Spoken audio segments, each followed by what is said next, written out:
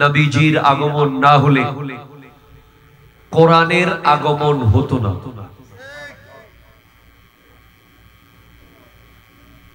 कुरान मिला उनके सदके, रमदान मिला उनके सदके, ईमान मिला उनके सदके, रहमान मिला उनके सदके। এজন্য সবাই মোহাব্বতে একবার বলেন ইয়া রাসূলুল্লাহ। আমাকে বলা হয়েছে সূরা জিলজালের আলোকে কথা বলার জন্য। পবিত্র কুরআনুল কারীমের সূরা জিলজাল এমন একটি সূরা যেটার ব্যাপারে কবি ফরজদক এর চাচা, তাফসীরের কিতাবে এসেছে কবি ফরজদক, উনি এমন এক বিশ্ববিখ্যাত কবি, সুবহানাল্লাহ জোরে বলেন,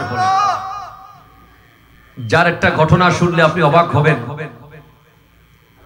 কারবালার পরবর্তী সময়ে, প্লিজ কনসেন্ট্রেট, আমি ওনারা জানেন যে ক্লাসে আমি কত বেশি সিনসিয়ার। প্রিন্ট অফ সাইলেন্স থাকবে, সাইড টক হবে না, আমার দিকে নজর মেরি তরফ দিল মদিনে ভি। কারবালার পরবর্তী সময়ে এ বিশ্বের দুজন খলিফা এট এ টাইম এক সময় একসাথে ছিলেন। একজন আব্দুল মালিক বিন মারওয়ান, আরেকজন ইমাম জৈনুল আবেদিন। একজন হলেন দেশের খলিফা, আরেকজন হলেন দিলের খলিফা। আব্দুল মালিক বিন মারওয়ান দেশের খলিফা, আর ইমাম জৈনুল আবেদিন রাদিয়াল্লাহু তাআলা আশিকদের, ঈমানদারদের দিলের খলিফা। আব্দুল মালিক বিন মারওয়ান দেখছে কেউ তার কাছে যায় না, সবাই ইমাম জৈনুল আবেদিনের কাছে চলে যায়। সে অনেক কিছু করেছে, পরে তার পরবর্তীতে তার সন্তান যখন ক্ষমতায়, সে কাবা ঘরের আঙ্গিনায় গিয়ে দাঁড়িয়ে আছে, সিরিয়াল পাচ্ছে না, হাজরে আসওয়াদে চুমু দেওয়ার সিরিয়াল পাচ্ছে না। কাবা ঘরে হাজরে আসওয়াদে চুমু দেওয়া খুব কঠিন কাজ, জীবনও চলে যেতে পারে, এমন রিস্ক একটা ব্যাপার। মানুষ জান প্রাণ দিয়ে তখন চেষ্টা করে সবাই একসাথে। তো ও তো খলিফার ছেলে, খলিফা, তাকে কেউ এখানে কোনো সাইড টাইড দিচ্ছে না। কেন দেবে? কাবাগরের আঙিনায় যারা যায় তারা সবাই সমান, ঠিক কিনা কথা জুড়ে বলেন? এটার নাম ইসলাম। মসজিদে যে আগে আসবে সে আগের কাতারে দাঁড়াবে। মসজিদের ভিতরে কোনো বড় ছোট নাই, হজে গেলেও কোনো বড় ছোট, সেজন্য সবার কাপড়ের কালার কিরকম? সাদা। সবাই একই ডিজাইনের কাপড় পরবে। রিকশাওয়ালাও যেই কাবাগর তাওয়াফ করবে, কোটিপতিও সেই কাবাগর তাওয়াফ করবে। তুমি আগে করো আমি পরে করো, এটা নাই ওখানে, ওই নিয়ম নেই। এরপরেও বাদশা, বর্তমান সময়ে কোন কান্ট্রির প্রধানমন্ত্রী, রাষ্ট্রপতি গেলে সৌদি প্রটোকল দিয়ে তাদেরকে করায়, কিন্তু তখন খলিফার ছেলে বা খলিফা দাঁড়িয়ে আছে, কেউ সাইড দিচ্ছে না। কিন্তু যেই মাত্র ইমাম জৈনুল আবেদিন রাদিয়াল্লাহু তাআলা কাবা ঘরের আঙ্গিনায় পা রাখলেন, সাথে সাথে মানুষ দুই ভাগে ভাগ হয়ে মাঝখানে রাস্তা করে দিয়েছে। তখন খলিফা বলছে, কি ব্যাপার? আমি খলিফা, আমি পাওয়ারে আছি, আমাকে একটা মানুষ সাইড দিল না, কিন্তু উনি কে? যাকে দেখে রাস্তার দুই পাশে কাবাগরের ভেতরে, কাবাগরের আঙ্গিনার ভেতরে, তাওয়াফের মাঠে মানুষ দুই ভাগ হয়ে রোড করে দিল। তখন সেখানে কবি ফরজদক উপস্থিত ছিলেন। উনি বলতে লাগলেন হাযাল্লাযী, তিনি ওই ব্যক্তি, তারিফুহুল বাতহা ওয়া তাআতু, তিনি সেই ব্যক্তি যাকে কাবা চারপাশ যাকে চিনে, যাকে আরব চিনে, যাকে আজম চিনে, যাকে পাহাড় চিনে, যাকে কাবাঘর তো চিনে চিনে, কাবাঘরের চারপাশে যেই ধুলাবালি আছে, জমিন আছে, পাহাড় পর্বত আছে, সব তাকে চিনে। তো ওই কবি ফরজদকের চাচা তিনি যখন সূরা জিলজাল পড়লেন, তখন তিনি বলতেছেন আমার আর গোটা কোরআন শরীফ পড়তে হবে না, এই একটা সূরা আমার জীবন পাল্টিয়ে দেওয়ার জন্য যথেষ্ট। একটু জোরে বলেন ভাই সুবহানাল্লাহ। শুধু তাই না,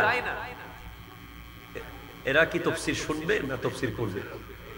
আপনি একটু বাচ্চাদের পেছনে দেন, তরুণরা সামনে সামনে যাও যাও যাচ্ছে, বক্তারা বসে থাকে কঠিন। হ্যাঁ দরুদ শরীফ পড়ে, বাচ্চাদের পিছনে নেন, যুবকরা সামনে আসেন।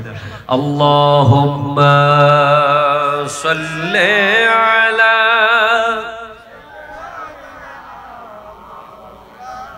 ওয়া আলা আলি সাইয়্যিদিনা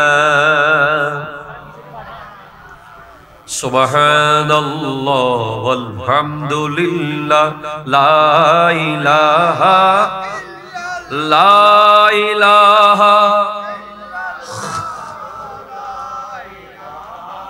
ইল্লাল্লাহ, জোরে সুবহানাল্লাহ ওয়ালহামদুলিল্লাহ লা ইলাহা।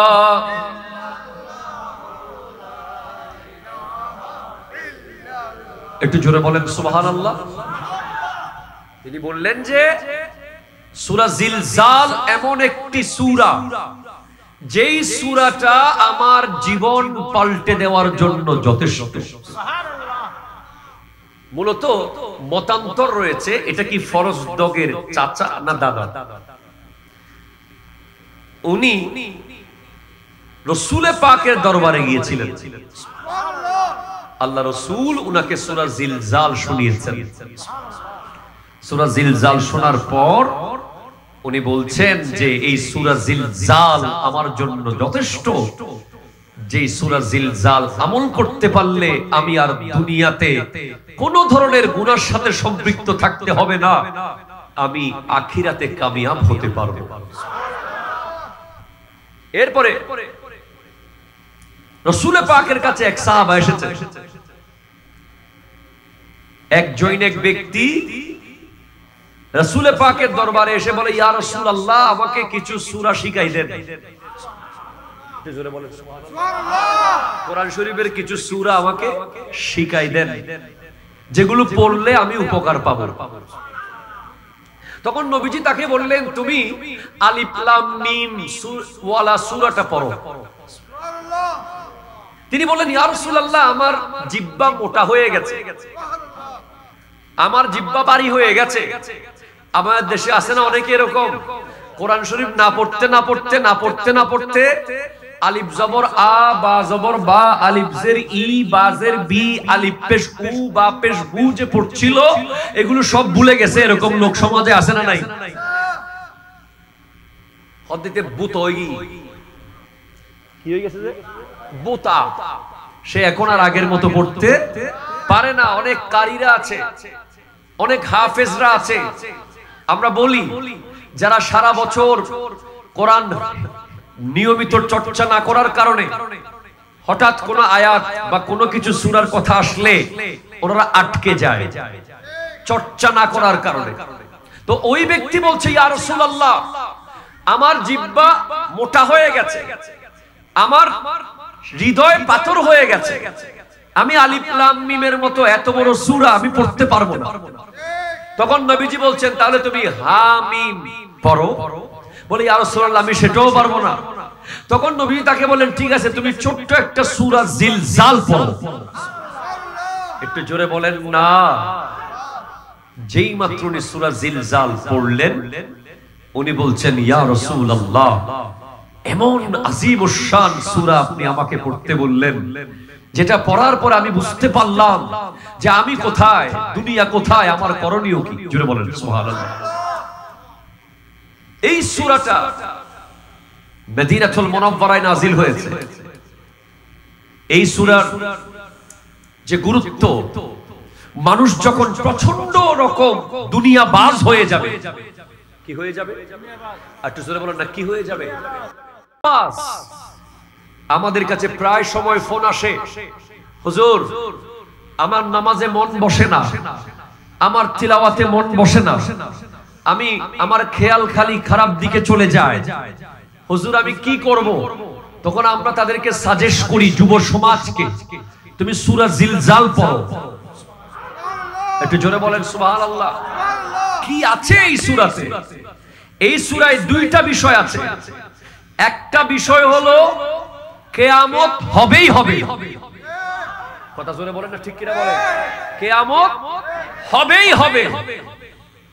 কিয়ামতকে কেউ পাল্টাতে পারবে? আরেকটা বিষয় আছে, কেউ যদি অনুপরিমাণ নেক আমল করে সেটা তাকে দেখানো হবে। কেউ যদি অনুপরিমাণ বদ আমল করে সেটাও তাকে দেখানো হবে। পৃথিবীর মানুষের জন্য নেক আমল, সেটা ছোট হোক, পিঁপড়ার সমান হোক, সেই নেক আমল যদি সে অবহেলা করে এটার জন্য তাকে পস্তাতে হবে।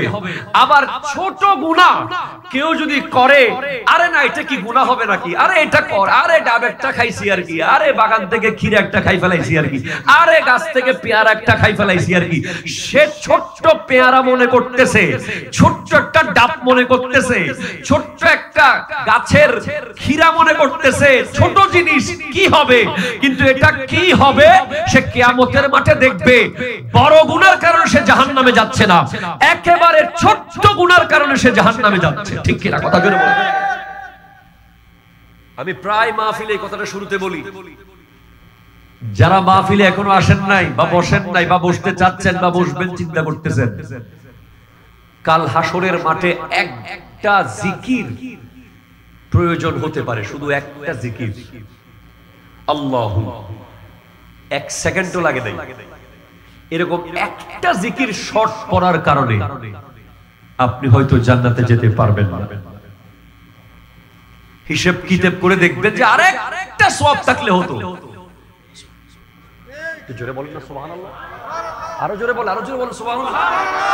হিসাব কিতাব প্লাস মাইনাস দেওয়া থোয়া শেষ করার পর দেখবেন যে ইস, এই লোকটার কাছে যদি একটা নেক আমল থাকতো সে জান্নাতে চলে যেতে পারত।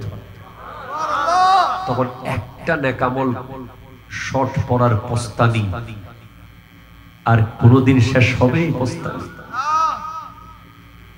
আপনি যদি বলেন যে ব্রিজের এই পারে আসতে 50 টাকা টোল লাগে, ইস 49 টাকা আছে, 1 টাকা শর্ট, আপনি বলে ডলে চলে আসতে পারবেন?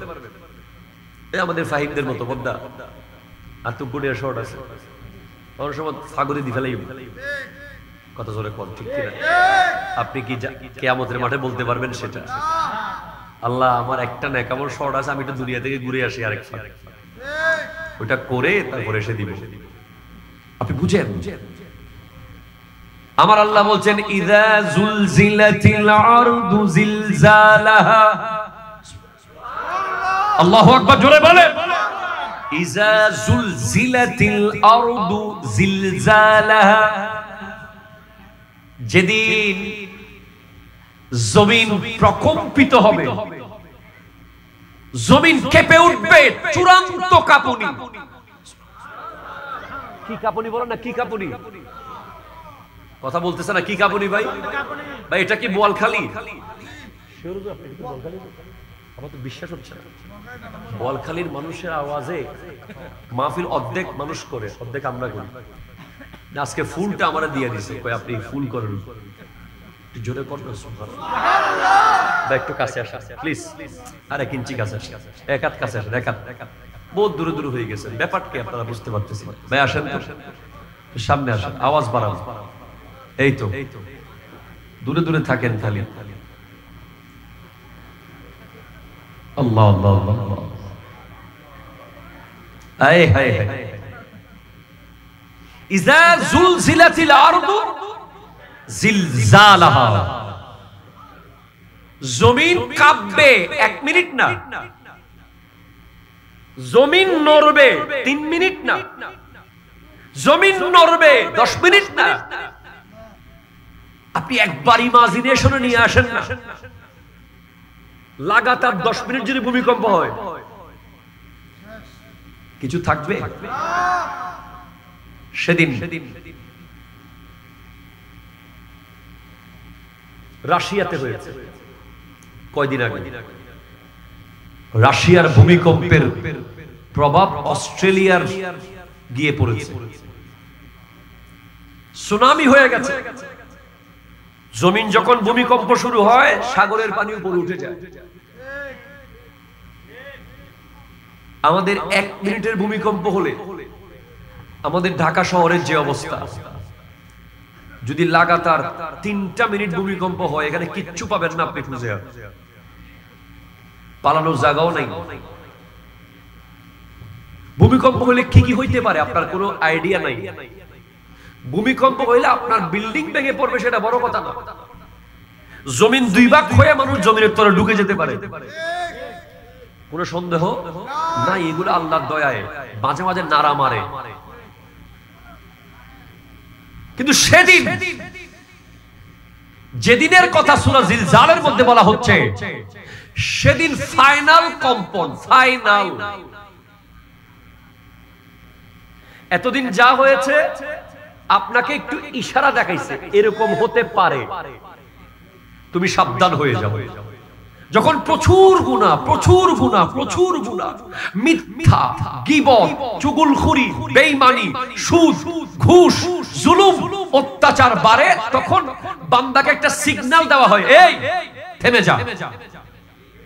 ঠিক কিনা কথা জোরে বলেন? এই সিগন্যালগুলো হয় হয়তো ভূমিকম্প অথবা আগুন লাগে। আর সিগন্যাল যখন একটু করে ঝলক দিয়েছে আপনি বুঝতে পারেন নাই, আবার ঝলক দিয়েছে আপনি বুঝতে পারেন নাই, আবার ঝলক দিয়েছে আপনি বুঝতে পারেন নাই, তখন মহামারী, করোনা। কথা কোনা ঠিক কিনা জোরে বলেন? এই যে কয়দিন আগে আপনি দেখেন নাই মাইলস্টোন, ঢাকার বিমান দুর্ঘটনা। আপনি কি চিন্তা করতে পারেন একটা বিমান কি এখানে পড়তে পারে না? পারে কি পারে না বলেন? পারে কি পারে না? বিমান যে কোনো সময় যে কোনো জায়গায় পড়ে যেতে পারে, কারণ এই বিমানকে আকাশে রেখে দেওয়ার ক্ষমতা কোনো মানুষের নাই।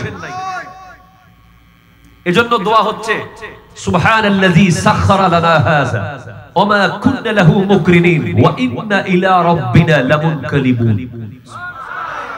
সুবহান, কত পবিত্র আল্লাহ, ক্ষমতার মালিক, সমস্ত কিছুর মালিক হয়ে আল্লাহ। সাখখারা লানা হাযা, এটাকে আমাদের জন্য বশীভূত করে দিয়েছে, এই যন্ত্রকে আমাদের বশীভূত করে দিয়েছে। আমাদের সবাইকে যেতে হবে সেই আল্লাহর কাছে, ঠিক কিনা জোরে বলেন? আমাদের না হলে কোনো ক্ষমতা নাই এটাকে বসে আনা। আপনি কিভাবে বলতেছেন 10,000 টন একটা জিনিস আকাশে ভাসতেছে? বোয়িং 777 কত বড়, হাজার হাজার টন, ভিতরে 400 জন যাত্রী। 400 যাত্রীতে কয়টা বাস লাগে? 40 জন করে এক বাসে ধরলে তাও সাবাসাবি করে বসতে হবে। কয়টা বাস লাগবে? 10টা। 10টা বাসের সমান একটা বিমানের যাত্রী বসা, ভিতরে লাগেজ আছে আরো 10 বাসের লাগেজ আছে না নাই? ব্যাগ ছাড়া কোনো মানুষ আছে? প্রত্যেকের লগে একটা ব্যাগ। 400 জন মানুষের সাথে 400টা আরো ব্যাগ। এরপরে বিমানের তেল কোথায়? এখানে কি নতুন ব্রিজ থেকে কিছু নিলাম তেল, মুরাদপুর যাই আবার নিলাম, এরকম কোনো সুযোগ আছে? আবার ডিসি মুদ যাই একটু নিলাম, ডাইরেক্ট তেল নিয়ে ফেলতে হবে।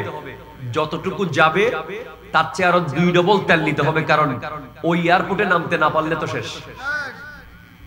এরকম হয় যে 2 ঘন্টা আকাশে শুধু ঘুরতে হয়, কারণ এয়ারপোর্টের অ্যাক্সেস নাই, এয়ারপোর্টে ট্রাফিক জ্যাম আছে, অথবা ওই এয়ারপোর্টে এখন নামার অনুমতি নাই, কারণ আকাশে মেঘাচ্ছন্ন অবস্থা। বিমানের মেইন ভয়ঙ্কর ব্যাপার হচ্ছে টেক অফ আর ল্যান্ডিং, এই দুটো হচ্ছে সবচেয়ে ভয়ঙ্কর। এখানেই পাইলটের কারিশমা, এরপর আর কোনো কারিশমা নেই, সব আল্লাহর কারিশমা। ঠিক কিনা কথা বলেন? এখানেও আল্লাহর কারিশমা। পাইলট যে টেক অফ করার সময় যদি তার ব্রেইনে একটু বেশ কম হয়, তার মাথা ঘুরায় উঠে, সে যদি একটু চোখে ঝাপসা দেখে, তাও শেষ। আপনি অবাক হবেন, বিমান যখন নিচের দিকে নামে তখন সে অনেকগুলো তেল ফেলে দেয়। এটা আমরা প্রায় সময় দেখি, দুই সাইড দিয়ে তেল খুব দ্রুত পাখির মতো উড়ে উড়ে কি জানি পড়ে যাচ্ছে। পরে বলো এগুলো কি? এগুলো তেল ফেলে দিচ্ছে সে, কারণ আস্তে আস্তে বিমানকে হালকা করতে হচ্ছে। হালকা করার জন্য মানুষ তো ফেলতে পারবে না, কি ফেলতে হবে? তেল। এখন পট করে চাক্কা বের হচ্ছে না, সে নামবে কিভাবে? কি এক ভয়ঙ্কর পরিস্থিতি! এই জিনিসটাকে আকাশে উড়াচ্ছে কে? আরো জোরে বলেন, কে? কে? যন্ত্র খারাপ হয়ে গেছে, পুরাতন হয়ে গেছে, চলবে না, এটা রাখছে কেন? এসব কথা পরে। আসল কথা হলো, গুনাহ যখন বেড়ে যায় বিমান তখন পড়ে যায়। কথা জোরে বলেন না, ঠিক কিনা? বেহায়া। আল্লাহু আকবার, আল্লাহু আকবার। ইয়া রাসূলুল্লাহ, ইয়া গাউসুল আযম দস্তগীর জিন্দাবাদ। গুনাহ যখন বেড়ে যাবে, আকাশে যখন, জমিনে যখন বেহায়াপনা বেড়ে যাবে, বেনামাজি বেড়ে যাবে, সুদখোর বেড়ে যাবে, ঘুষখোর বেড়ে যাবে, জালেম বেড়ে যাবে, মা বাবার অবাধ্য ব্যক্তি বেড়ে যাবে, গনিমতের, দেশের, ইসলামের মাল, মসজিদের মাল, মাদ্রাসার মালকে যখন নিজের মাল মনে করবে, ঠিক কিনা? জোরে কথা জোরে বলেন। তখন আপনি দেখবেন বিমান পড়তেছে দুব দুব। গুনাহ করে একজনে, আযাব আসে অনেকের উপরে। ঠিক কিনা? কথা জোরে বলেন। আবার দোয়া করে একজনে, ক্ষমা পায় সবাই, এমনও আছে। ঠিক কিনা? কথা জোরে বলেন। জমিন যখন প্রকম্পিত হবে, চূড়ান্ত প্রকম্পন, চূড়ান্ত কম্পন, এমন কম্পন যে ওয়াখরাজাতিল আরদু আসকালাহা, জমিন তার ভেতরে যত খনি আছে সব বের করে দেবে। আল্লাহু আকবার, মারহাবা জোরে বলেন ভাই। আমার কলিজায় পানি এসে গেছে। আমার বাবাজান আজকের প্রধান ওয়াইজ মহোদয় আগমন করতেছেন। আল্লাহ তাআলা ওনার হায়াতে কোটি কোটি বরকত দান করুক। নারায়ে তাকবীর, নারায়ে রিসালাত, নারায়ে গাউসিয়া, শাহিনশাহে মদিনা, প্রধান ওয়াইজের। আমি বলতেছি আল্লামা হাসান রেজা সাহেব হুজুরের আগমন। মারহাবা জোরে বলেন, মারহাবা। আর কোনো টেনশন? এবার কমিটির মেম্বাররা মনে হয় আসতে পারবে। আল্লাহ ওনাদেরকে ওয়াজ শোনার তৌফিক দান করুন। আরো জোরে বলেন আমিন। আমার দিকে তাকান। যে স্বর্ণের একটা ছোট্ট দানা দেখেন নাই, কালকে প্রতিবেদন দেখেন নাই, ফাত্তর তো নাই, কথা কয় না ফাত্তর। আমি নিজে কোনোদিন ওখানে সাদা পাথর দেখতে যাইতেও পারি নাই, বর্তমানে কি পাথর আছে সেটাও দেখার সুযোগ হয় নাই। মিডিয়ার মতে যা দেখলাম, একজন বলতেছে কক্সবাজার তাড়াতাড়ি যান, সামনে নালে বালু থাকবেন। বলে বালু থাকতে কক্সবাজার বেড়ায় আসেন। কি এক অবস্থা! আল্লাহ আমাদেরকে হেফাজত করুন। একটা ছোট্ট পাথর, সেটা যদি স্বর্ণের টুকরা হয়, সেটা যদি হীরার টুকরা হয়, কিম্বার্লি হীরক খনি আছে দক্ষিণ আফ্রিকায়, সৌদি আরবে, আরব দেশগুলোতে স্বর্ণের খনি আছে, আছে না নাই? কথা জোরে বলেন। সেখান থেকে স্বর্ণ উত্তোলন করতে অনেক মানুষকে জীবন দিতে হয়। সেই ছোট্ট একটা স্বর্ণ, সেটা যদি এক বড়ি হয়, আর কত বড় হবে? এত বড় একটা স্বর্ণের ছোট্ট টুকরার দাম 1 লাখ 1.5 লাখ টাকা। এই স্বর্ণকে বিদেশ থেকে আনার জন্য বা বিদেশে নেওয়ার জন্য কত তাল!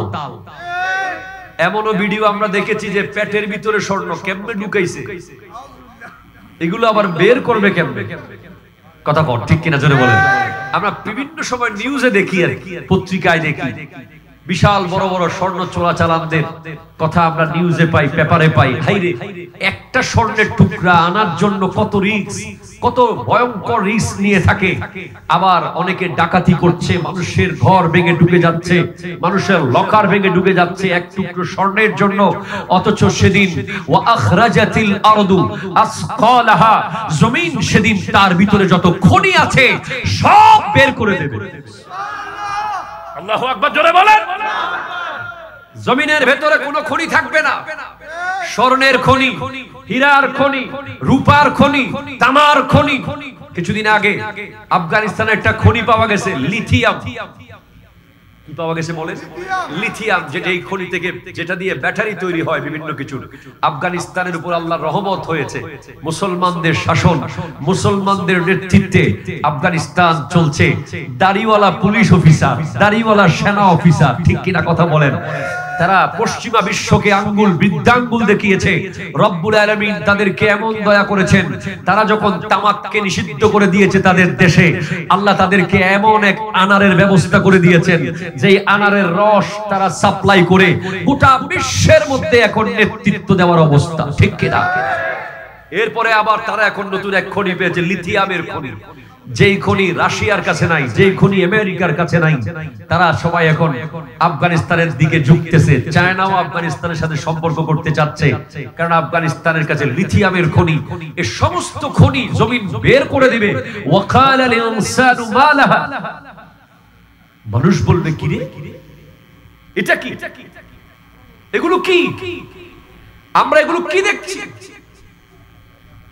তখন আর কেউ সেগুলো নেওয়ার জন্য লাফালাফি করবে না। সেদিন নফসি নফসির আলম হয়ে যাবে। আয় হায় হায়, হাযা নাযীরুম মিনান নুজুরিল উলা, আজিফাতিল আজিফা, লাইসা লাহা মিন দুনিল্লাহি কাশিফা। এমন এক সময় আসবে যেটার ব্যাপারে আমার নবী বারবার বলেছেন, ঠিক কিনা কথা জোরে বলেন?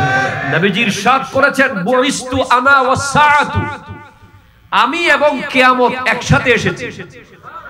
আল্লাহু আকবার, জোরে বলেন। কিয়ামত এবং আমার নবী একসাথে প্রেরিত হয়েছে। আমার নবী বলেছেন যে আমি যখন এসে গেছি, আখিরি জামানা আসবে, আমি নবীর দুনিয়া থেকে পর্দা করা হলো কিয়ামতের প্রথম আলামত। আমার নবী দুনিয়া থেকে পর্দা করা, এরপরে কিয়ামতের সব আলামত একে একে দেখা যাচ্ছে। আমার নবী চলে গেছেন দুনিয়া থেকে পর্দা করে জাহিরি হায়াত থেকে, তার মানে কিয়ামতের টাইম খুব কাছে। আজিফাতিল আজিফা, কিয়ামত আমাদের ঘরের দুয়ারে নক করছে। The day of judgement knocking the door, লাইসা লাহা মিন দুনিল্লাহি কাশিফা। আল্লাহ ছাড়া কেউ এটাকে থামাতে পারবে না, কেউ এটাকে প্রকাশ করতে পারবে না। এই দিন কায়েম হবেই হবে, হবেই হবে, ঠিক কিনা কথা বলেন? আফামিন হাযাল হাদিস তা'জাবুন। আল্লাহ আল্লাহ, আপনি কি এই হাদিস দেখে, এই কথা শুনে তাজ্জুব হচ্ছেন না? ওয়া তাদহাকুনা ওয়া লা তাবকুন, এখনো হাসতেছেন? আপনি হাসেন কিভাবে ভাই? আপনার মুখে হাসি কিভাবে আসে? আপনি কিভাবে ব্রিজের উপরে দাঁড়িয়ে দাঁড়িয়ে গল্প করেন? কথা বলেন, ঠিক কিনা জোরে বলেন। আপনি কিভাবে ব্রিজের উপরে দাঁড়িয়ে বেনসন ধরিয়ে নামাজের টাইমে আড্ডা মারেন? আপনি কিভাবে মোটরসাইকেল নিয়ে স্টান্ট করেন? আপনি কিভাবে টিকটকে লিপ্ত? আপনি কিভাবে ফুটবল আর ক্রিকেট খেলার ওই প্লেয়ার, ইহুদি খ্রিস্টান প্লেয়ারদেরকে নিয়ে সারাক্ষণ লিপ্ত? আপনি কিভাবে সিনেমা আর নাটক নিয়ে ব্যস্ত? আপনি কিভাবে দুনিয়াবাজি করছেন? আপনার তো কান্না করার কথা, আপনি হাসছেন কিভাবে? আল্লাহর কোরআন বলছে, ওয়াতাদহাকুনা ওয়ালা তাবকুন ওয়া আনতুম সামিদুন। আপনি এভাবে বেখেয়াল, আপনার খেয়াল কোথায়? কিয়ামত আপনার ঘরের দরজায়। পরীক্ষা, আপনি দাখিল পরীক্ষার্থী, আপনি আলিম পরীক্ষার্থী, এখনো 3 মাস টাইম, আপনার ঘুম নাই। কথা জোরে বলেন না, ঠিক কিনা? আপনি কিছুক্ষণ এই টিচারের বাসায়, কিছুক্ষণ ওই টিচারের বাসায়, কিছুক্ষণ ম্যাথমেটিক্স, কিছুক্ষণ জিওগ্রাফি, কিছুক্ষণ বায়োলজি, আপনি 24 ঘন্টা পাগল হয়ে গেছেন A+ পাওয়ার জন্য।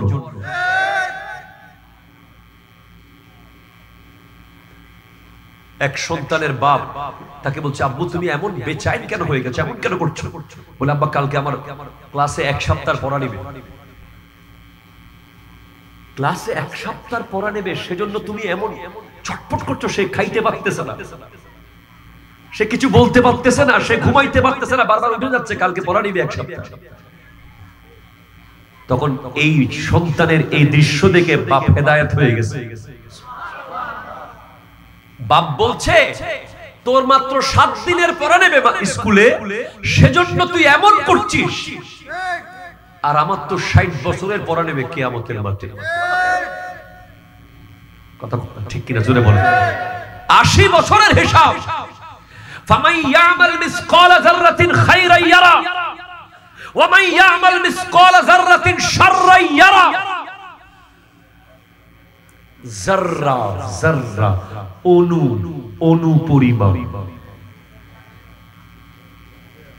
একটা থাপ্পড় আপনার মনে হয়েছে কিছুই করেন নাই, এটা পাহাড় হয়ে আসবে আপনার সামনে। একটা ধাক্কা, একটা গালি, একটা মন্দ কথা পাহাড় হয়ে আসবে। এবং স্ক্রিনে দেখানো হবে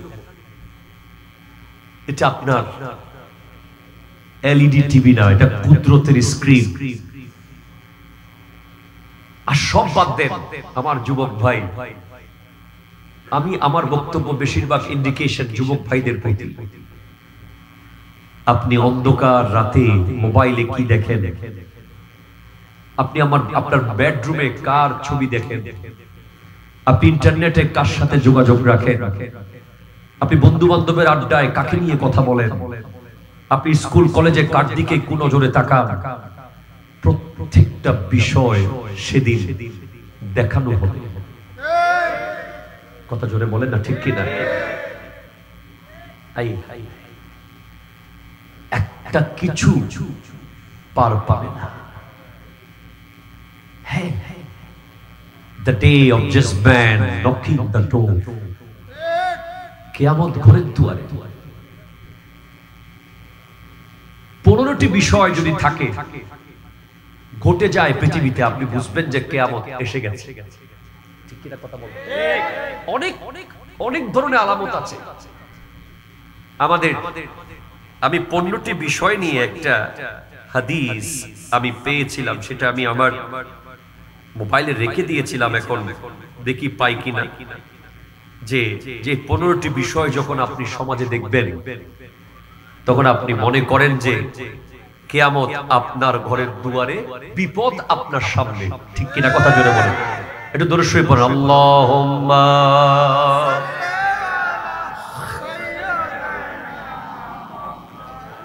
ওয়া আলা আলি সাইয়্যিদিনা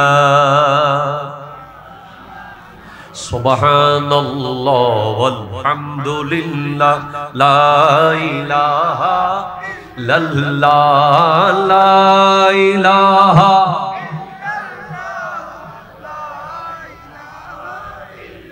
আল্লাহু আকবার। জোরে আল্লাহু আকবার জোরে বলেন। কয়টি বিষয়? এটা সবাই পিছনে বলেন, কয়টি?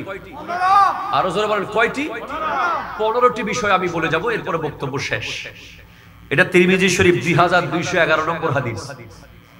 টোটাল 15টি বিষয়। হাদিসের ইবারত অনেক লম্বা, জাস্ট 15টি বিষয় আমি আপনাকে বলবো। যে 15টি বিষয় যখন ঘটবে পৃথিবীতে, তখন বুঝবেন বিপদও আসতেছে, কিয়ামতও আসতেছে।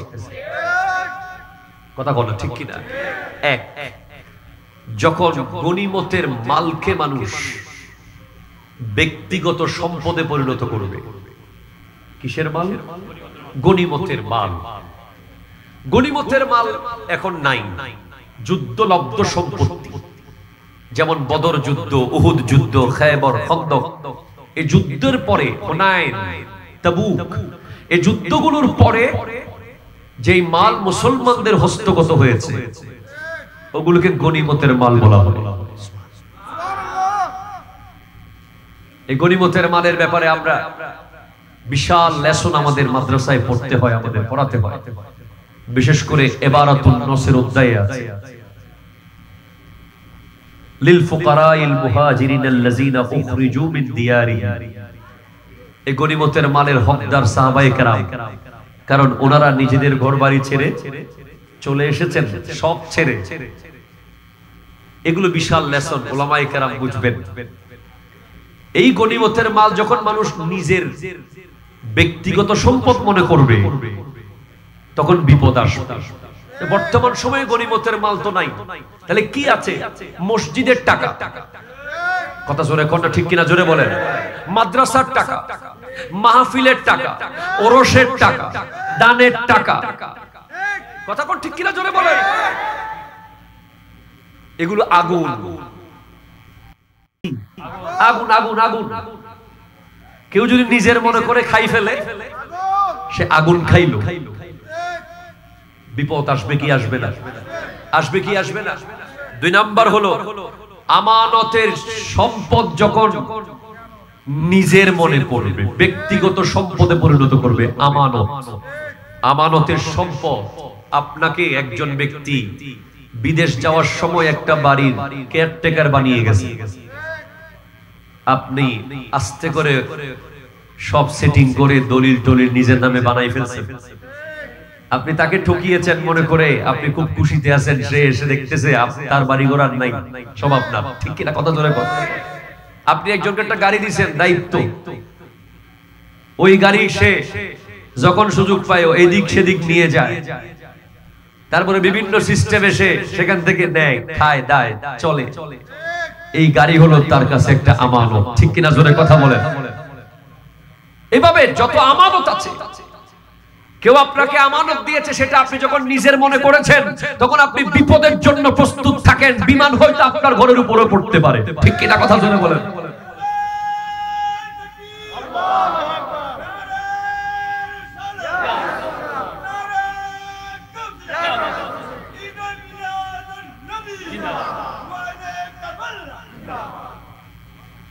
তাহলে 1 নম্বর হলো দ্বীনি সম্পদ, দ্বীনি মাল, আল্লাহর রাস্তায় যে মাল খরচ হবে, এটা যদি কেউ নিজের বলে খেয়ে ফেলে, আযাব আসবে কিয়ামত কাছে। কথা কর ঠিক কিনা? এরপরে আমানত। ভাই, একটা ছোট্ট হোয়াটসঅ্যাপের একটা মেসেজও আমানত হতে পারে। 1 লাইন মেসেজ, আমরা বুঝি না এই ব্যাপার। আপনি আস্তে করে ফরওয়ার্ড করে দিয়েছেন, কি হইছে আবিনি? ভাই তোরে বয়স ফাটায়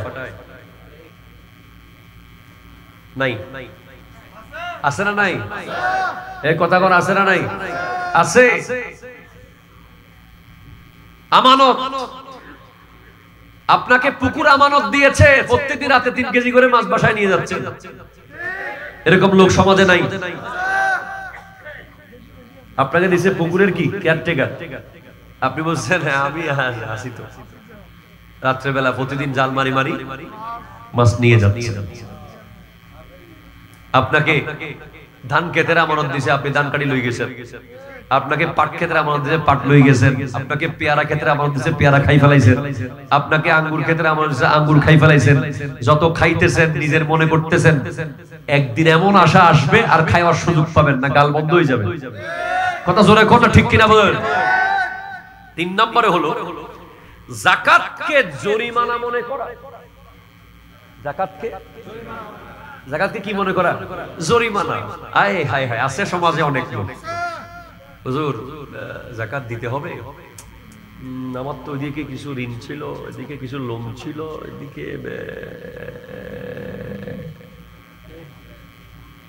যাকাতের টাইম আসলেই কোতাকুতি বাড়ি যায়। 1 কোটি টিয়া যদি তাকে 2.5 লাখ টিয়া দিয়ে ফেলন করিব, ব্যাকিন ওনার সমাজ না আর তো অনিবিকে নাই মনে হয়। আর ভাই জানা হতে ব্যাকিন এড়া আছে বলে, আর ওয়াজলে ব্যাকিন মিলি যান বলি হওয়ার ব্যাক আছে আছে না নাই? যাকাত দিতে নারাজ, শেষ পর্যন্ত দিতে তকগু বাদ দে, দি ফেলা, তকগু বাদ দে, 3 শব্দ, তকগু বাদ দে, দি ফেলা। আপনি কি এরকম বলতে পারবেন? আচ্ছা তকগু নামাজ পড়লে ভরি ফেলাই কিচ্ছু মনে হচ্ছে ওনাকে কে দৌড়ে বেঁধে অ্যারেস্ট করে নামাজ আনছে। এইভাবে কোনো ইবাদত করা যাবে ইবাদতের মধ্যে খুশু খুদু থাকতে হবে, মুহাব্বত থাকতে হবে। আকিমুস সালাতা ওয়া আতুজ যাকাত। মনে রাখবেন, আপনি 24 ঘন্টা নামাজ পড়েন কিন্তু যাকাত দেন না, ওই নামাজের কোনো মূল্য নাই। এটা কিতাবুল কাবায়ের আল্লামা শামসুদ্দিন যাহাবী লিখেছেন, এই হাদিস এনেছেন যে কোরআন শরীফে 3টা জোড়া আছে, তার মধ্যে একটা জোড়া হলো নামাজ কায়েম করো, যাকাত দাও। ঠিক কিনা কথা জোরে বলেন। কেউ শুধু নামাজ পড়তে পড়তে সামনের কাতারে ইমামের আগে চলে আসে মসজিদে, আছে না নাই? একেবারে সুযোগ পাইলে আজানও দিত, জামাতে পড়াইতো, কিন্তু যাকাত দেয় না। এমন ফোতার ফোতা, ঠিক কিনা কথা বল। এমন কৃপণের কৃপণ, 2 হাতের মাঝখান দিয়ে পানি পর্যন্ত বের হয় না। এরকম লোক শেষ পর্যন্ত যখন জুমার দিন হুজুর ওয়াজ করে, এই বেটা যাকাত দিবি না, কিয়ামতের মাঠে তোর মাল, তোর সমস্ত সম্পদ সাপ হয়ে তোকে চারদিক থেকে পেঁচিয়ে মেরে মেরে বলবে আনা কানজুকা ওয়া আনা মালুকা, আমি তোর সম্পদ, আমি তোর মাল বলে বলে কামড়াবে। তখন বলে আচ্ছা তো দিফালা দিফালা দিফালা। এরকম লোক আছে না নাই? আছে না নাই? ওয়াল্লাহি করে বলতে পারবো আছে। কারণ যদি কেউ এই সমাজে, এই দেশের মানুষ যদি সবাই ঠিকভাবে যাকাত দিত, একটা মানুষও গরিব থাকতো না। ইসলাম এত সুন্দর এক ধর্ম, আপনি যাকাতকে বানিয়েছেন এখন জরিমানা, যেন না দিলে ভালো হইতো, বাধ্য হয়ে দিলাম। ঠিক কিনা জোরে কথা বলেন। দিতে না পারলে অনেক খুশি হতে লাফাইতেন যদি কোনো হুজুরে ফতোয়া দিত, আরে লাগবে না আপনার যাকাত আসে নাই, আরে খুশি হুজুর, দেশি মুরগি দিয়ে খাই যান। বহু হুজুরের কাছে গেছেন, কোনো মতে একটু মাসলা পান কিনা, যে না দিয়ে বাঁচা যায় কিনা, দেখতেছেন কোনো মতে বাঁচতে বাঁচতেছেন না, হুজুর কইতেছে কামড়াইবো। কথা কয় না? কি করব? কামড়াইবো। এমনও হইতে পারে যে ঘটনা এমনও আছে, যাকাতকে অবহেলা করার কারণে দেখে লাশের ভিতরে সাপ। খাটের মধ্যে জানাজা পড়াবে, সাহাবাদের যুগে এক ব্যক্তিকে এরকম দেখা গেছে, সিদ্দিক আকবরের যুগে বিশেষ করে, ওনার খাটের মধ্যে কাফনের ভিতরে কসকস করতেছে। তখন যখন কাফন খুলে দেখা হলো, দেখে ভিতরে সাপের চাষি বসে আছে। কাফনের ভিতরে কেউ সাপ ঢুকাইছে? ঢুকাই নাই। ওই সাপকে যখন মারতে চাচ্ছে, ফেলে দিতে যাচ্ছে, বলে ফেলে লাভ নাই, আমি আবার আসবো। বলে তুমি কে? বলে আমার দায়িত্ব কিয়ামত পর্যন্ত তাকে কামড়াবো। কেন? সে যাকাত দিত না। বুঝতে পারেন? যাকাতকে যখন জরিমানা মনে করা হবে, তখন আযাব এসে যাবে, কিয়ামত এসে যাবে, বড় ভয়ঙ্কর ব্যাপার ঘটবে। আল্লাহর আদেশ অমান্য করা হবে, কোরআনের নিয়ম অমান্য করা হবে। ঠিক কিনা জোরে কথা বলেন। কেউ যদি 24 ঘন্টা নামাজ পড়ে, যাকাত যদি না দেয়, ওই নামাজ আল্লাহর দরবারে কবুল হবে না। আবার কেউ যদি প্রত্যেক বছর কোটি কোটি টাকা যাকাত দেয়, নামাজ না পড়ে, সেই যাকাত আল্লাহর দরবারে গ্র্যান্টেড হবে না। ঠিক কিনা কথা জোরে বলেন। এটা একটা জোড়া জোড়া জোড়া। নামাজও পড়তে হবে, যাকাতও দিতে হবে। যাকাত না আসলে নাই, না আসলে নাই। বাংলাদেশে এমন এমন ডিস্ট্রিক্ট আছে আমরা চিনি, যেখানে তৌফিক টাকার পরেও 20-30 জন মিলে একটা কুরবান দেয়। কয়টা মিলে? 20-30 জনে মিলে একটা কুরবান। হবে না। যাকাত এবং কুরবানি এই দুইটা জিনিস গরিবের প্রতি দান নয়, দয়া নয়, এটা তাদের অধিকার। তাদেরকে সম্মানের সাথে দিয়ে আসতে হবে। এখন আবার যাকাত অনেকে দেয় কিরকম? দারোয়ানকে দেয়, ড্রাইভারকে দেয়, পরিচিত জনকে দেয়, নিজের আপন জনকে দেয়, এটাকে বকশিশ বানাই ফেলে। তোর দিলাম ধরো কি দিচ্ছেন? আপনি যাকাতের টাকা দিয়ে অন্য কোনো অ্যাডভান্টেজ নিতে পারবেন না। যাকাতের টাকা দিয়ে তার কাছ থেকে কোনো উপকার লাভ করা যাবে, সেটার মাধ্যমে ইঙ্গিতে ইশারায় তার কাছ থেকে কোনো কাজ নেওয়া যাবে। কেন? যাকাত সবচেয়ে বেশি সেভ হচ্ছে ওই মানুষকে দেওয়া যার সাথে আপনার কোনো লেনদেন নাই, কোনো ধরনের সম্পৃক্ততা নাই, তার কাছ থেকে কোনো ফায়দা নেওয়ার সুযোগ নাই। এমন মানুষকে যাকাত দিলে যাকাতটা শুদ্ধ হওয়ার সম্ভাবনা বেশি। ঠিক কিনা কথা বলে? এখন আপনি আপনার এলাকার একজন গরিবকে যাকাত দিবেন, যে মাঝে মাঝে আপনার ঘরে এসে ঘরের কাজ করে দেয়, তাকে এমন ভাবে একটা ভাব করতেছেন যে আপনি তাকে দয়া করছেন। না না না না, যাকাত দয়া নয়, যাকাত হলো তার অধিকার। যাকাত তাকে গিয়ে সম্মানের সাথে সেলুট মেরে দিয়ে আসতে হবে, কারণ যখন কিয়ামত এসে যাবে যাকাত নেওয়ার লোক থাকবে না, দেওয়ার লোক থাকবে। ঠিক কিনা কথা বলেন? এটা একটা কিয়ামতের আলামত। আজকে দিন পর্যন্ত যাকাত নেওয়ার এবং দেওয়ার লোক আছে, এটা বড় নিয়ামত। এই সমাজে যাকাত নেওয়ার লোক যারা আছে তাদের কারণে সমাজের মধ্যে নিয়ামত আসে, আল্লাহর রিজিক আছে, আল্লাহর সাহায্য আসে। হাদিসে পাকে আছে, হাল তুনসারুনা ওয়া তুরজাকুনা ইল্লা বিদুআফাইকুম। তোমাদের উপরে আল্লাহর সাহায্য আসতো না, তোমাদের উপরে আল্লাহর রিজিক আসতো না, এগুলো আসে একমাত্র তোমাদের ভিতরে গরিব দুঃখীরা আছে বলে। গরিব না থাকলে রিজিক আসবে না। এরপরে 2 নম্বর হলো আতিউল্লাহ ওয়া আতিউর রাসূল। আল্লাহর আনুগত্য করো, রাসূলের আনুগত্য করো। শুধু লিল্লাহে তাকবীর বললে হবে না, নারায়ে রিসালাত বলতে হবে। ঠিক কিনা? জোরে কথা জোরে বলেন। শুধু লা ইলাহা ইল্লাল্লাহ বললে হবে না, মুহাম্মদ রাসূলুল্লাহ বলতে হবে। আরেকটা হলো আনিশকুল্লি ওয়ালি ওয়ালিদাইকা, আল্লাহর শুকরিয়া করো, বাবা মার শুকরিয়া করো। জমিন ফেটে যাওয়া, কিয়ামত এসে যাওয়া অনেকগুলো কারণের মধ্যে একটা কারণ হলো সন্তান বাপ মায়ের অবাধ্য হওয়া। ঠিক কিনা কথা জোরে বলেন? হচ্ছে কি হচ্ছে না? সমাজে আছে না নাই? রিসেন্টলি এমন এমন ভিডিও আমরা দেখতে পাচ্ছি, বাবাকে মেরে বের করে দিচ্ছে। বড় বড় ডাক্তার, ইঞ্জিনিয়ার, প্রফেসর, মা বলতেছে আমি সারা জীবন মানুষের ঘরে কাজ করে করে আমার ছেলেকে মানুষ করেছি, আজ আমার ছেলে আমার পরিচয় দিতে লজ্জা পায়। সেদিন একটা ভিডিও দেখেছি, ভেরি ইম্পর্টেন্ট। আমরা প্রায় সময় এসব জিনিস গবেষণা করি, পৃথিবীতে কি চলছে। আমি দেখলাম একজন বিশ্ববিখ্যাত ব্যক্তিত্ব, যে ব্যারিস্টার হয়েছে, সে স্টেজে যখন মাথায় মুকুট নিবে, ফাইনাল গাউন পরবে, মাথার মধ্যে যখন ক্যাপ দেবে, সার্টিফিকেট নেবে, সে একটা গ্যাসের সিলিন্ডার কাঁধে নিয়ে আসছে। কি নিয়ে আসছে? গ্যাসের সিলিন্ডার। আছে না নাই? গ্যাসের সিলিন্ডার কাঁধে নিয়ে সে স্টেজে উঠে গেছে, কাঁদতে কাঁদতে। সবাই অবাক, কি ব্যাপার? এই প্রোগ্রামের সাথে গ্যাস সিলিন্ডারের কোনো সম্পর্ক? এটা তো রান্নাঘরের বিষয়। তার নাম যখন ঘোষণা হয়েছে, সে গ্যাস সিলিন্ডার কাঁধে নিয়ে স্টেজে উঠে গেছে। তখন তাকে জিজ্ঞেস করা হলো, এই রহস্য কি? আপনি স্টেজে উঠতেছেন, সার্টিফিকেট নেবেন, আপনি গাউন পরবেন, আপনি মাথায় ক্যাপ দেবেন, আপনি ব্যারিস্টার হয়েছেন, আপনি পাশ করেছেন, চূড়ান্ত পার এসেছে, আপনি গ্যাসের সিলিন্ডার কেন কাঁধে নিয়ে আসলেন? সে বলছে, আমার বাবা গ্যাস সিলিন্ডার বিক্রি করে করে কাঁধে নিয়ে নিয়ে ডেলিভারি দিয়ে দিয়ে আমাকে লেখাপড়া করাইছে।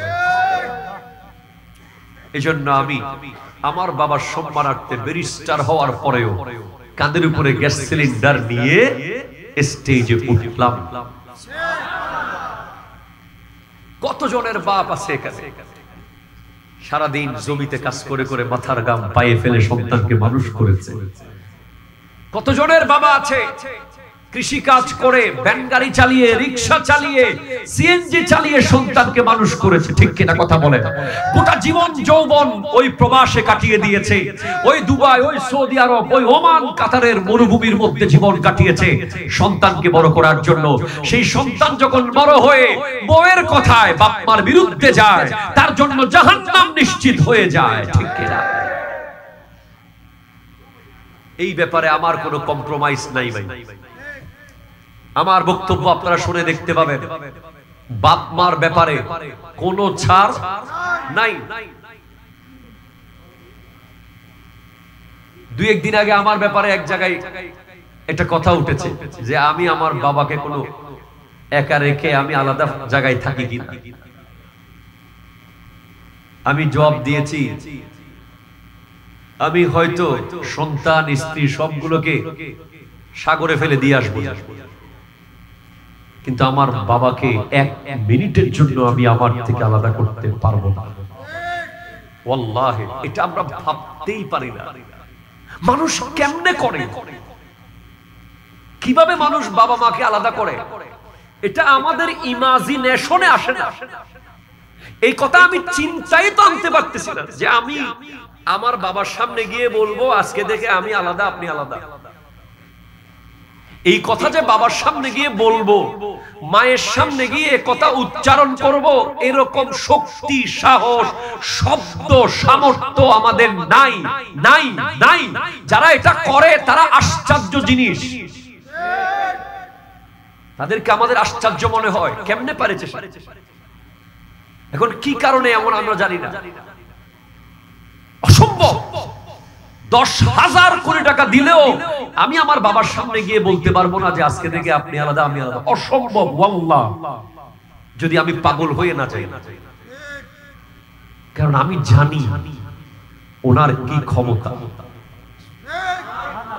আমি জানি যে আমার মায়ের ক্ষমতা কতটুকু।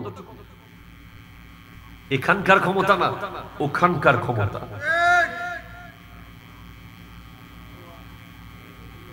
যখন দেখবেন আপনি সন্তান বাপ মার অবাধ্য হয়ে গেছে, তখন আপনি আযাবের জন্য প্রস্তুত থাকুন। আপনি জরিপ চালিয়ে দেখেন সমাজে, যেই ঘরে বাপ মা নাই সেই ঘরে কোনো বরকত নাই। আপনি একটা ঘর আমাকে দেখান, এক অফিসার মাসে 15,000 টাকা তার বাপ মার ওষুধ কিনতো। বিবি বলতো তোমার প্রত্যেক মাসে 15,000 টাকা চলে যায় বাপ মার পিছে। তখন শেষে যখন তার বাপ মা দুনিয়া থেকে চলে গেল, দেখতেছে বিবি আগে তো 15 যাইতো, এখন 30 যায়। বলে কই, তুমি তো বলেছিলে আমার বাবা মার পিছে 15,000 টাকা চলে যাচ্ছে, এখন তো ওই 15,000 টাকা কই বাঁচতেছে, বরং আরো 15 বেশি যাচ্ছে। বাবা মা হচ্ছে বারাকাত, বাবা মা হচ্ছে নেয়ামত, বাবা মা হচ্ছে ইজ্জত, বাবা মা হচ্ছে সম্মান। যার বাবা মা শেষ মুহূর্ত পর্যন্ত বাবা মার অনুগত থাকতে পেরেছে, সে 10,000 মাস্টার্স পাশের চেয়েও উত্তম। যে বাবা মাকে কবরে রাখার আগ পর্যন্ত তাদের মন জয় করে থাকতে পেরেছে, ওই ব্যক্তি আমার কাছে উত্তম। যারা বাপ মাকে ঘর থেকে বের করে দিয়েছে, এরকম 10,000 PhD holder, 10,000 barrister, 10,000 doctor, 10,000 engineer, 10,000 যুগশ্রেষ্ঠ ইসলামিক স্কলার, যাই হোক, যেই সার্টিফিকেট থাকুক, ওই রিকশাওয়ালা, ওই সিএনজি ওয়ালা, ওই দিনমজুর আমার কাছে সেরা, যে তার বাপ মাকে মৃত্যুর আগ মুহূর্ত পর্যন্ত ইজ্জত দিতে পেরেছে। এটা শুধু আমার কাছে না, এটা আল্লাহর কাছেও সেরা। ঠিক কিনা কথা জোরে বলেন। তাহলে বললাম, এক নম্বরে হলো যখন ইসলামের মাল, দ্বীনের মাল, আল্লাহর রাস্তায় যে মাল খরচ হবে, সেই মাল যখন মানুষ খেয়ে ফেলবে, আযাব আসবে। ঠিক কিনা কথা বলেন। এরপরে আমানত যখন খেয়ানত হবে, আযাব আসবে। এরপরে বলেছি বাবা মার অবাধ্য যখন হবে, কি আসবে? জোরে কর না, কি আসবে? এরপরে বলেছি যাকাতকে যখন জরিমানা মনে করবে। কয়টা গেল? 5। 5 গুরুত্বপূর্ণ। পুরুষরা যখন নারীর অনুগত হয়ে যাবে, কি হয়ে যাবে? নারীর অনুগত। বউ যা বলে, সংসার যখন সেই দিকে চলবে, তখন আপনি আযাবের প্রস্তুতি নেন। সমাজে আছে না নাই? আছে। এখন নারী সর্দার, বিভিন্ন ঘরে পুরুষের উপরে নারীর কথা চলে। এমন এক পরিবেশ তৈরি করেছে, বাজার থেকে কি আনবে সিদ্ধান্ত নারীর, বাসার মধ্যে কি হবে সিদ্ধান্ত নারীর, অনুষ্ঠানে গেস্ট কয়জন আসবে সিদ্ধান্ত নারীর, বাসার দেয়ালের রং কি হবে সিদ্ধান্ত নারীর, বাসার ড্রয়িং রুমের সোফার কালার কি হবে সিদ্ধান্ত নারীর, বাল্ব ডানে লাগাবো না বামে লাগাবো সিদ্ধান্ত নারীর। এই সমাজ ধ্বংস হয়ে যাবে। ঠিক কিনা কথা জোরে বলেন। তুই যাই করি হ, তুই বউ জ্বালাই যান মরি জ্বর। একটু দরুদ শরীফ পড়েন। আল্লাহুম্মা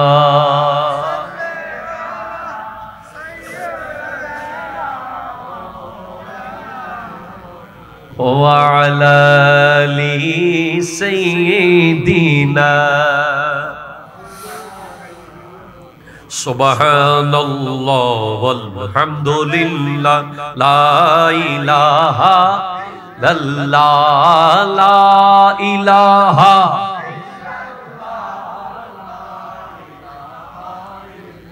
لا جرے سبحان الله والحمد لله لا لا إله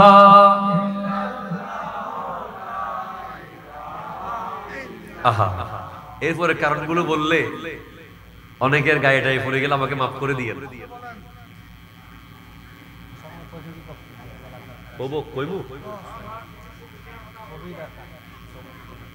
এরপরে বলছে নিকৃষ্ট ব্যক্তি যখন নেতা হবে, ভাই ওয়াল্লাহ আমার ব্যক্তিগত কথা না, এটা তিরমিজি শরীফের হাদিস। আমি হাদিস নম্বর বলেছি 2211। আমাদের জামিয়ার আমাদের ছোট ভাই আমাদের ছাত্র মওজুদ।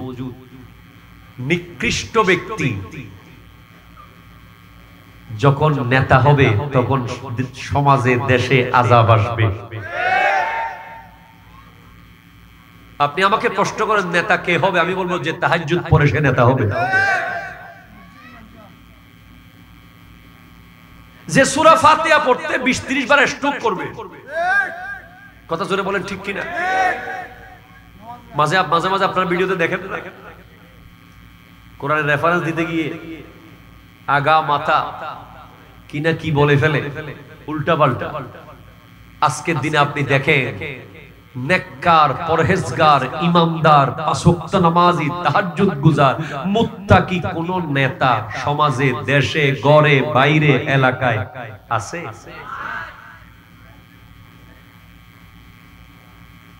নেতা যদি মুত্তাকি হয় দেশে কোনো পুলিশ লাগে না। কথা জোরে কোন ঠিক কিনা জোরে বলেন। সরদার যদি পারফেক্ট হয়, হযরত ওমর ফারুক আযম রাদিয়াল্লাহু তাআলা যখন নেতৃত্বে ছিলেন, দুধওয়ালির ঘরেও তাকওয়া ছিল। দুধওয়ালির ঘরে আন-নাসু আলা দীনি মুলুকিহি, মানুষ তার লিডার অনুযায়ী হবে। দেশের প্রধান চেয়ারে যিনি থাকবেন, যে কোনো দেশে যে কোনো জায়গায়, ওনার তাকওয়া, ওনার পরহেজগারি, ওনার খোদাবিরুতা, ওনার সবকিছু ডিপেন্ড করবে একটা গ্রামের মানুষ কেমন হবে। হযরত ওমর ফারুক আযম রাদিয়াল্লাহু তাআলা এর আমলে কেমন ছিল অবস্থা আপনি শুনে অবাক হবেন।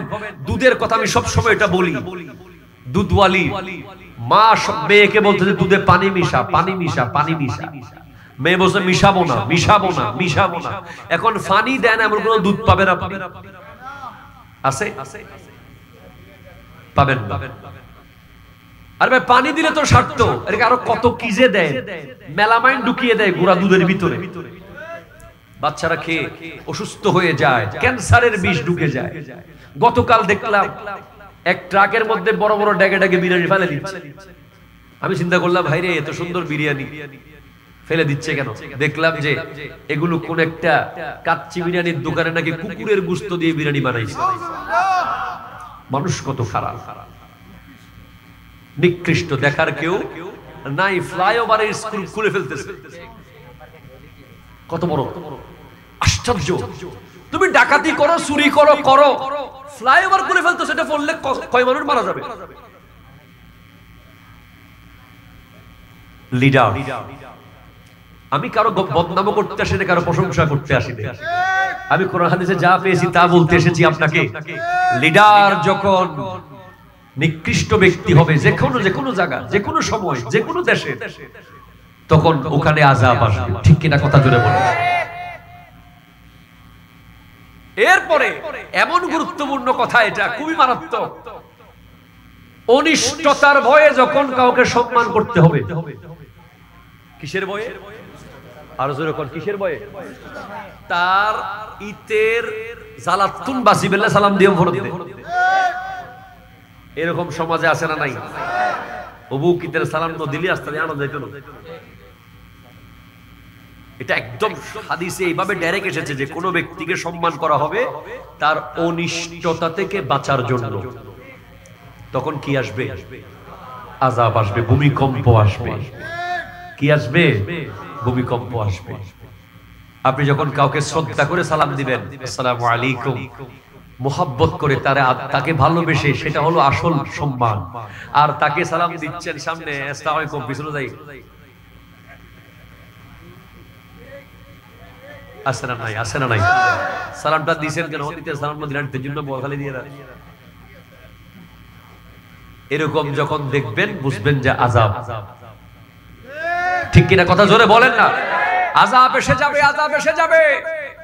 সমাজে এরকম লোক আছে সালাম না দিলে গরম হয়ে যায়। আবার ফোলা ফাইলে শতান কয় দিতাম না সালাম দিতে। কেমন করে দেখি? আমার ওয়াজ বোয়ালখালীতেই সবচেয়ে বেশি ভাইরাল এই বক্তব্য। সালাম আগে কে দেবে? স্বামী না স্ত্রী?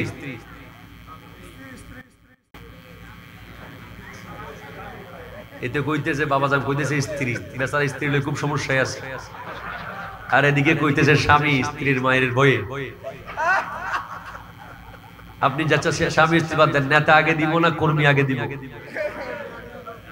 হুজুর আগে দিব না মুসল্লি আগে দিব? কিল্লাই মুসল্লি কি দোষ করছে? এই প্রশ্নের উত্তর একটাও হচ্ছে না। আমার নবীকে জিজ্ঞেস করা হয়েছে কে আগে সালাম দেবে, আমার নবী বলেছেন যে আল্লাহর বেশি কাছে সে আগে সালাম দেবে। যে আল্লাহর, যে ব্যক্তি আল্লাহর বেশি কাছে তাকে আল্লাহ সালাম দেওয়ার তৌফিক আগে দেবেন। আপনি বলেন হুজুর আল্লামা সৈয়দ মোহাম্মদ তাহের শাহ সাহেব কিবলা, জামানার গস, কত বড় মাপের ওলি, যাকে না দেখলে বিশ্বের শ্রেষ্ঠ একজন সুফি সাধককে দেখা হতো না। ওনাকে আগে কেউ সালাম দিতে পারে না।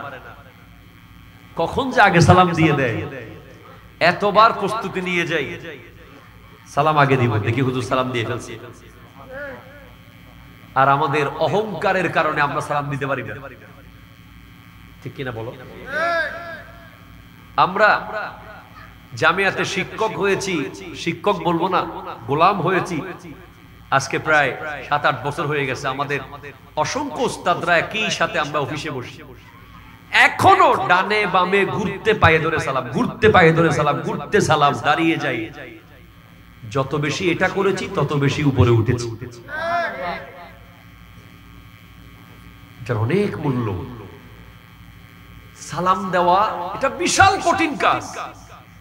এটা সহজ কাজ না, আপনার মনে হচ্ছে সহজ, কিন্তু এটা আসলে অনেক কঠিন। সবাই সালাম দিতে পারবে? বারবার আপনার বলবে আই কিল্লিতে সালাম দিতাম, ধরো আবার আপনি দিলেও বলবে যে ইবের কাছে সালাম দিয়ে ভরে রেখে। এই জন্য আগে থেকে সালাম দিয়ে দিতে পারলে বুঝবেন আপনি আল্লাহর কাছে আছেন। রিকশাওয়ালা হোক, সিএনজি ওয়ালা হোক, দিনমজুর হোক, ছোট বাচ্চা হোক, আপনি ঘরের মধ্যে সালামটা শুরু করেন না। যেই ঘরে আজকে যান, আজকে ঘরে যান, ধরেন আগামী 1 সপ্তাহের মধ্যে তালাক হয়ে যেতে পারে, এমন চলতেছে মারামারি, আছে না? বিভিন্ন কারণে বিবির সাথে বনিবনা হচ্ছে না, কিচ্ছু করিয়েন না, আজকে থেকে শুধু যাই যাই একটা সালাম দেন। বিবিরে কি দেন? আসসালামু আলাইকুম, বাস।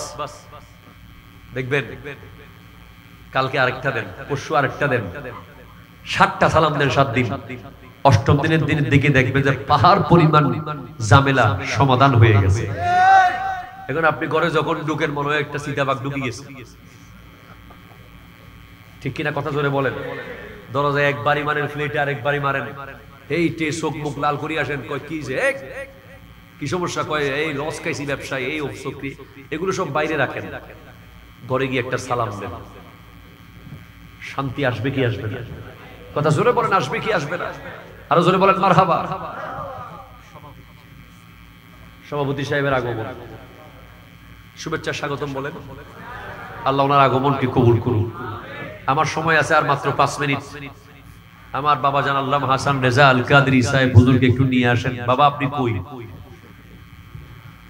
দরুদ শরীফ। আল্লাহুম্মা সাল্লি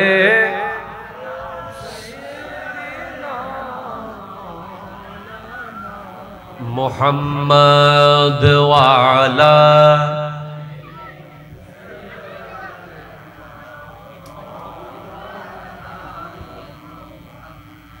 সোনার মদিনা আমার প্রাণের মদিনা সবই ভুলিব কিন্তু তোমায় সোনার মদিনা আমার সবই ভুলিব কিন্তু তোমায় ভুলিনি ভুলবো না ভুলতে পারি না ভুলিনি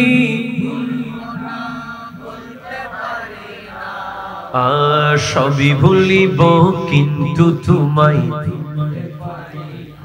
আর সমওয়ালার চেয়ে দামি তুমি হও খোদার সৃষ্টিতে তুমি শ্রেষ্ঠ ভূমি হও আর সমওয়ালার চেয়ে দামি তুমি হও খোদার সৃষ্টিতে তুমি শ্রেষ্ঠ ভূমি হও তোমার বুকে শুয়ে আছেন শাহে মদিনা তোমার বুকে শুয়ে আছেন শাহে মদিনা সবই ভুলিব কিন্তু তোমায়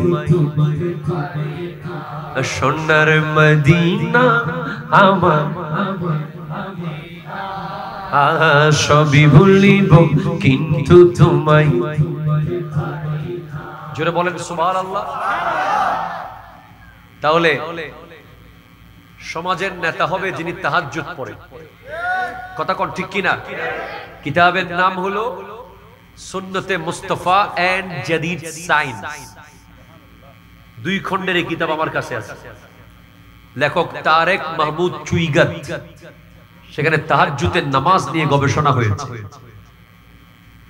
পাকিস্তানের এবং আমেরিকার একদল বিজ্ঞানী তাহাজ্জুদ নিয়ে গবেষণা করে প্রমাণ পেয়েছেন যারা নিয়মিত তাহাজ্জুদ পড়ে তাদের ডিসিশন সিদ্ধান্ত নেওয়ার ক্ষমতা অত্যন্ত বেশি। 100 বেনামাজি যে সিদ্ধান্ত নেবে তার চেয়ে 1000 গুণ শক্তিশালী সিদ্ধান্ত নেবে যিনি তাহাজ্জুদের নামাজ পড়ে। জোরে বলেন মারহাবা। আমার নবীজির উপরে তাহাজ্জুদ ফরজ ছিল। মারহাবা বলেন নারায়ে তাকবীর। আল্লাহু আকবার। ইয়া রাসূলুল্লাহ ইয়া গাউসুল আবদস্তিকি জিন্দাবাদ। মাশাআল্লাহ, জায়গা করে দেন আমাদের প্রধান ওয়াইজ কে, জায়গা করে দেন। আল্লাহ তাআলা ওনার হায়াতে বরকত দান করুক। অন টাইম, একেবারে জাস্ট টাইম এসে গেছে। নারে তাকবীর, আল্লাহু আকবার, নারে রিসালাত, নারে গাউসিয়া, আহলে সুন্নাত ওয়াল জামাত, গাউসিয়া কমিটি চরকিদিরপুর রহমানিয়া মাদ্রাসা। প্রিয় হাজিরিন, আমাদের মাঝে এসে উপস্থিত হয়েছেন আজকের মাহফিলের সুযোগ্য মধ্যমণি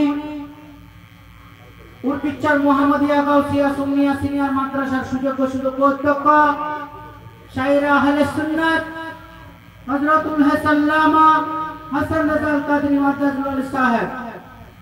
প্রিয় হাজিরিন, আমাদের মাঝে এসে উপস্থিত হয়েছেন আজকের মাহফিলের সম্মানিত সভাপতি, অত্র এলাকার কৃতি সন্তান, সোয়ান তালুকদার জামে মসজিদের সম্মানিত মুতওয়াল্লি, শ্রদ্ধাভাজন শিক্ষক মোহাম্মদ নজরুল ইসলাম মুন্সি। আমাদের মাঝে আরো এসে উপস্থিত হয়েছেন আজকের মাহফিলের সম্মানিত উদ্বোধক, অত্র এলাকার কৃতি সন্তান, বোয়ালখালী পৌরসভা যুব দলের যুগ্ম আহ্বায়ক জনাব মোহাম্মদ মহিউদ্দিন চৌধুরী। জোরে বলেন মারহাবা। আমার অত্যন্ত প্রিয়, ছোটবেলা থেকে জিনাদেরকে আমরা দেখে দেখে অনেক ইন্সপায়ার আমরা হতাম, উৎসাহিত হতাম। আজ এই বয়সে, এই অবস্থায়, এই সময়ে এসেও রাত দিন পরিশ্রম করছেন সুন্নিয়তের জন্য, দ্বীনের জন্য, মাযহাব মিল্লাতের জন্য। আজকে যিনি প্রধান অতিথি, আজকে যিনি প্রধান ওয়াইজ উরকিচ্ছর মুহাম্মদিয়া গাউসিয়া সুন্নিয়া সিনিয়র মাদ্রাসার সুযোগ্য অধ্যক্ষ হযরতুল হাজ আল্লামা হাসান রাজাল কাদরি মুদ্দাজিল্লুহুল আলীর হায়াতে আল্লাহ কোটি কোটি গুণ বরকত দান করুন। এটা জোরে বলেন আমিন। হুজুরের একটা কালাম আল্লাহু আকবার, যেটা আমাদের আমার চয়েস লিস্টে 2-3টা নাতে রাসূল যদি সেরা থাকে তার মধ্যে এটা একটা। আমি কি এক লাইন শোনাবো? শোনাবো বাবা? একটু দাও, ওনার মতো করে পারবো কিনা জানি না, তবে চেষ্টা করবো। मैं मस्त हो उस नशे में साकी के जिसके आगे शराब क्या है। मैं मस्त हो उस नशे में साकी के जिसके आगे शराब क्या है। जो तू भी चाहे के जाम भर दे फिर उसका पीना खराब क्या है। मैं मस्त हो उस नशे में साकी के जिसके आगे शराब क्या है। खुदा ने अर्शे बरी के ऊपर कहा नबी से कि ए पैगंबर निकाब मुंह से जरा जुदा कर, निकाब मुंह से जरा जुदा कर, हमारा तेरा हिजाब क्या है। सारा दुनिया